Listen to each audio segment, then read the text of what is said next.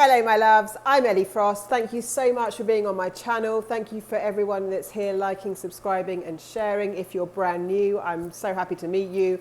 I'm talking about rapidly and radically healing from trauma, especially during and after narcissistic abuse, and transforming so that you can literally become your version of self that is most authentic, completely sovereign, and experiencing your most fulfilling life, no matter what you've been through, no matter how hard it's been, no matter how old you are, right? I'm talking today about something very important, which is progress, not perfection, on our healing journeys. Most of the time in healing, or same as any kind of success, it's not a straight line. So there's going to be times where you might feel you've gone backwards. You can't go backwards on an evolution journey, but it's how you perceive it and are willing to navigate it that matters. So I don't give people the same blanket rules that I see out there, because that it doesn't always equal growth. So for example, sometimes people will say to me, well, I've broken no contact. And there are some people teaching you that if you break no contact, you've gone backwards. Not necessarily. I'm much more concerned with how you have dealt with that. So in my group Sovereign, the one that's running at the moment, if you want to join the new one, get in now for 1st of May, warm up. But someone broke no contact, and many people have actually emailed me about that. But then they've said, but I've got no triggers. I don't feel the same way about this person. So that was progress. Yeah, it was progress, because they're not going backwards. They feel differently. They don't feel attached to the person. They don't feel they want the narcissist. So if we get too caught up in our heads about these rules, we'll miss the actual lesson. Even if you're depressed and you're still feeling depressed, if your only measure of success is I no longer feel depression, then you might miss out on your actual healing, which could be I am depressed, but I don't feel so bad about it. I actually feel more accepting of it. I'm actually okay to wait it out, because it's not just what we feel, it's much more what we feel about what we're feeling that keeps us stuck. I'm angry that I'm depressed. I'm feeling hopeless that I'm depressed, rather than I'm just allowing this process.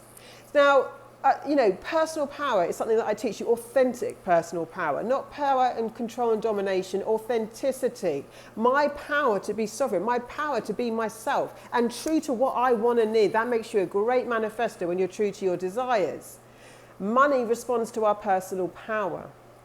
Yeah, people think it is true in our world that people with power have money, but people who are self-made, they've basically calibrated to a level of personal power that money responds to. Money responds to your personal power, right? So you want to listen to what I'm telling you, because I activate personal power, sovereignty.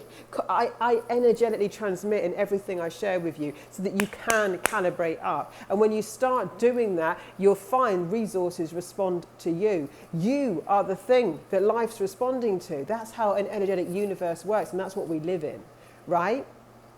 Abundance responds to how willing we are to receive from life. Now, when we're traumatized, we go on lockdown, literally.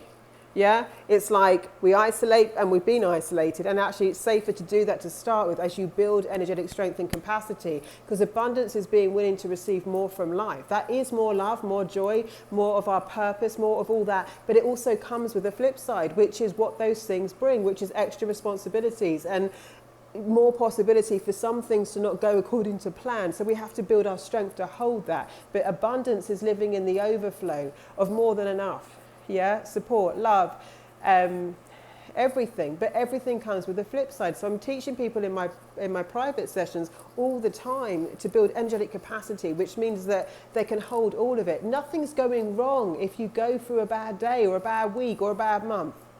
It doesn't mean you're not healing. But when we're looking at this, and I teach this in my course Living from Abundance, right, which you can self-study, that if we just look at things, sometimes we've got to look at what we're measuring. We've really got to look at what we're measuring. If your litmus test is just, did I break no contact, you're going to miss your growth. Sometimes we don't want to track, if you're trying to build money, just over the last week or few months, you want to track it year on year or in a longer period of time where you can actually see growth over time. What are we measuring? Because sometimes the things we're using to measure ourselves are things that we're actually using as sticks to beat us down, and it's stopping us seeing the truth. And when you are healing, you have got a job to bring your conscious mind along, because the biggest fear is that I'm going to go back to where I was, right? Nothing's changed. So we want to find measures that are actually helpful to us, where we can actually objectively, I don't ever say fake it until you make it. I find bridges to actually see the truth. Faking things will make you feel like an imposter. If you try and fake success, fake it until you make it, you'll have this imposter syndrome that people talk about. But there are ways you can actually bridge using the truth that's authentic, that will keep leveraging you forward. That's what I teach people to do. Don't fake anything, but also be objective. When we've been in a lot of trauma, we can't be objective. We are literally living in doom. We're living in fear. We're living in fear of loss. We've experienced devastation and despair. And so it's hard to be very objective. And that's what I'm asking you to do. And that takes us to regulate. So use the tools that I've got on the channel to help you regulate and see things objectively, right? Knowing that after trauma, we're going to tend to fear the worst because we've seen the worst. It's a fair thing. There's nothing wrong with you in that. It's just, it's not actually objective. Is it true that I've broken no contact and I've made no progress? Is that true? Well, no, because actually I'm doing better in my life. Is it true that if I'm still depressed, I'm failing? Well, no, not if I'm actually making some headways. I'm seeing things clearly. What can you measure that you can compound? Because anything we can compound, we can build momentum on energetically, and that matters. That matters so much. Yeah? Don't imposter your way through, because that will never feel sustainable. And it will always put you on a shaky ground. But where you can compound, I talk about in the darkest nights, if there's a window, there's a crack in that window with a little bit of light, and all you need is a bit of light that you can build on. That's true. You can't fake yourself into success or into healing. You've got to be true, but objectively true. And then you choose to compound the bits that actually will take you forward. Well, what am I doing better? Well, I'm here, you're here, yeah? I'm seeing something differently. Yeah, I'm seeing something different. That's progress. Find new measurements that you can track rather than the old measurements you're using as sticks to beat yourself down. The narcissist would have taught you how to beat yourself down. You will be great at criticizing and beating yourself down.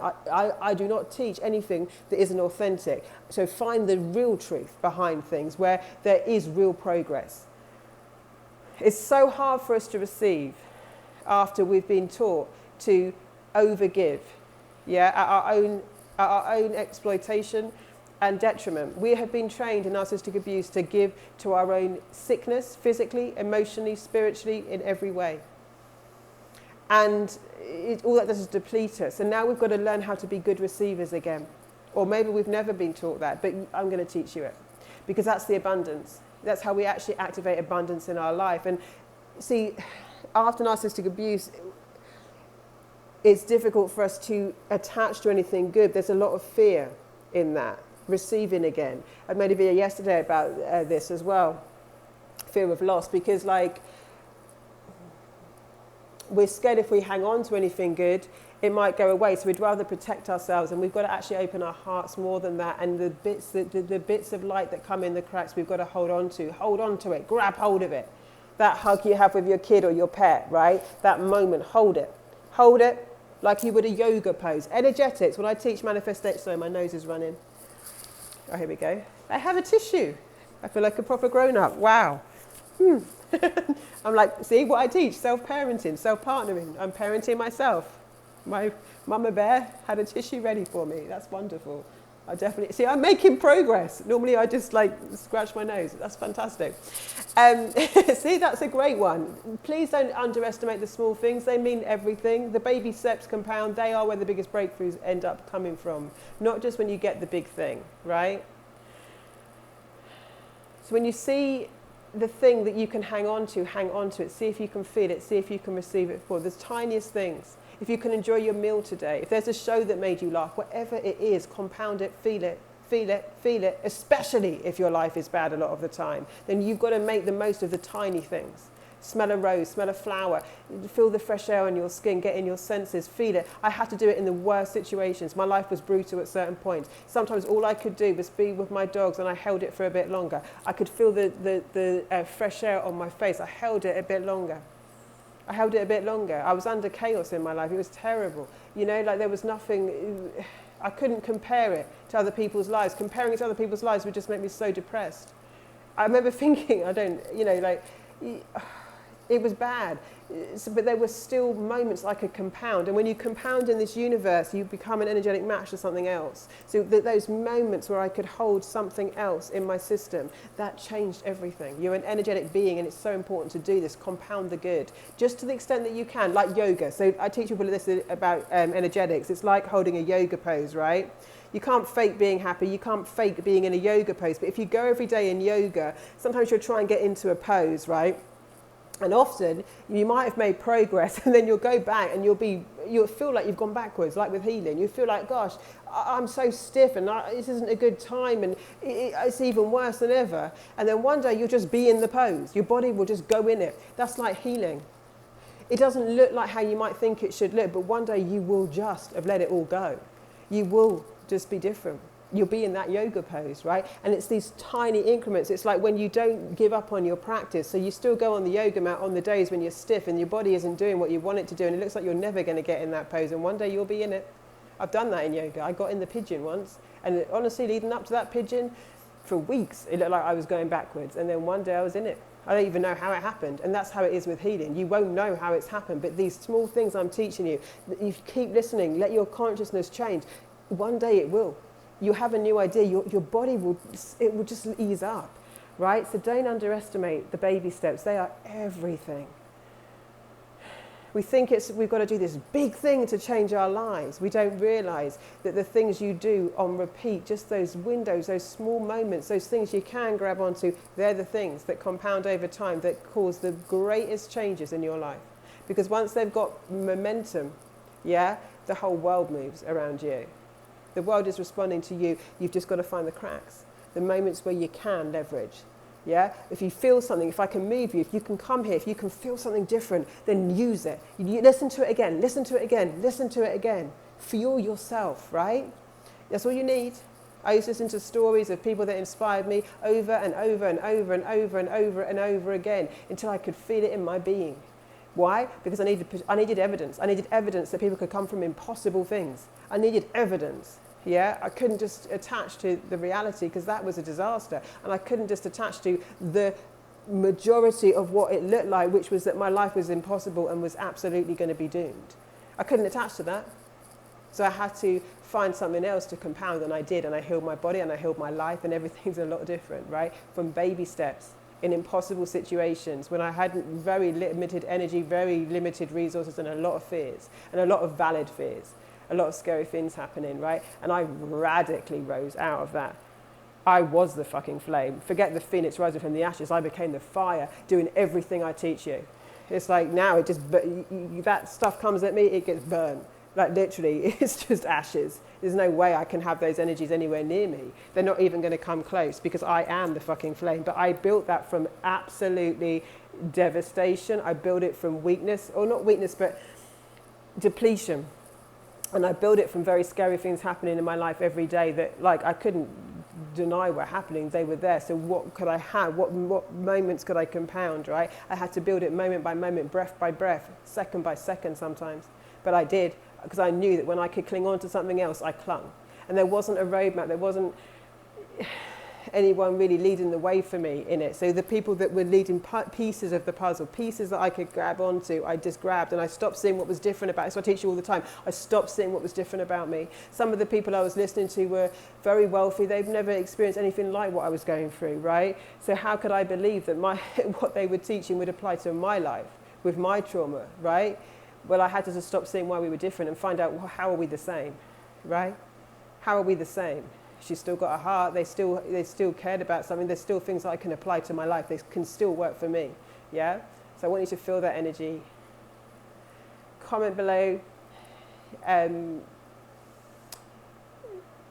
Anything that you want more of.